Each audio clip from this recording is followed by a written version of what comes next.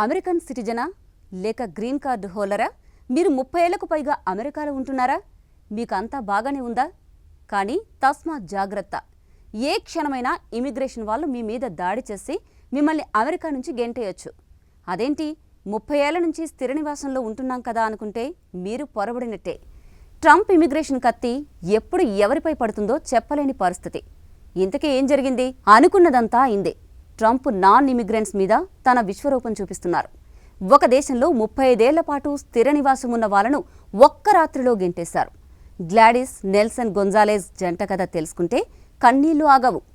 Colombia నుంచి వచ్చిన ఈ జంట కాలిఫోర్నియాలో 35 ఏళ్లుగా ఉంటున్నారు. అక్కడే వారికి ఇల్లు ఉంది.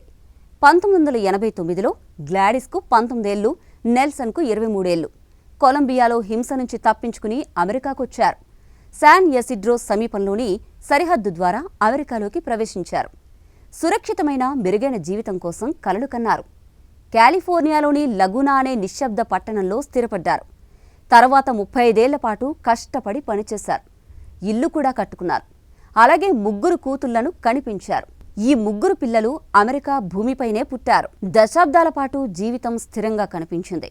గ్లాడిస్ నెల్సన్ నిజానికి సరైన డాక్యుమెంట్స్తో అమెరికాలో అడుగుపెట్టలేదు. అలాని వారికి ఏ క్రిమినల్ రికార్డు లేదు. అంతేకాదు, వాళ్ళు అమెరికాలో అడుగుపెట్టినప్పటి నుంచి అమెరికా ఇమిగ్రేషన్ అండ్ కస్టమ్స్ ఎన్ఫోర్స్మెంట్స్తో క్రమం తప్పకుండా కాంటాక్ట్లో ఉన్నారు. అమెరికాలో సరైన డాక్యుమెంట్స్ లేని ఇమిగ్రెంట్స్ డిపార్ట్మెంట్తో తరచూ కాంటాక్ట్లో ఉండాలన్నది రూల్. గొంజాలెజ్ కుటుంబం కూడా అలానే ఉంది. కానీ 2025 ఫిబ్రవరి 21న ఆ కుటుంబానికి జరగరాని ఘోరం జరిగిపోయింది. అంతా మారిపోయింది. ఆ రోజు కూడా మామూలుగానే గ్లాడిస్ నెల్సన్తో కలిసి ఐసీఈతో రొటీన్ చెకిన్ కోసం వెళ్లారు. కానీ ఈసారి వారు తిరిగి రాలేదు.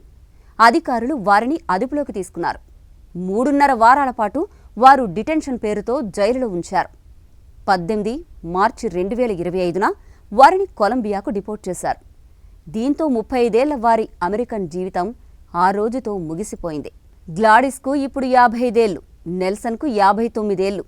తట్టుకోలేని బాధతో తమ స్వదేశంలోకి తిరిగి వచ్చారు. వారి కూతుళ్లు మాత్రం అమెరికాలోనే ఉన్నారు. కానీ కుటుంబం విడిపోయింది. ట్రంప్ పరిపాలన, కఠిన ఇమిగ్రేషన్ పాలసీలు ఈ జంట జీవితాన్ని తలకిందులు చేశాయి. ఈ కథ కేవలం గ్లాడిస్ నెల్సన్ది మాత్రమే కాదు. ఇది వేలాది మంది వలసదారుల కథ. 35 ఏళ్ల స్వప్నాలు, కష్టాలు, ఆశలు ఒక్క కాగితం లేనందుకు అంతా నాశనమైపోయింది. ఆ తల్లిదండ్రుల దగ్గర లేని ఆ కాగితం అమెరికాలో పుట్టిన ఆ బిడ్డలను దూరం చేసింది. ఇప్పుడు ఈ కథ ఇంతటితో ఆగదు. ఇలా సరైన డాక్యుమెంట్స్ లేని వారు ఎంతటి వారైనా సరే, ఎన్ని ఏళ్ల నుండి అమెరికాలో ఉన్నా సరే నిర్దాక్షిణ్యంగా తరిమేస్తారు. కాబట్టి ఇటువంటి కన్నీళ్ల కథలు ఇంకెన్ని వినాల్సొస్తుందో.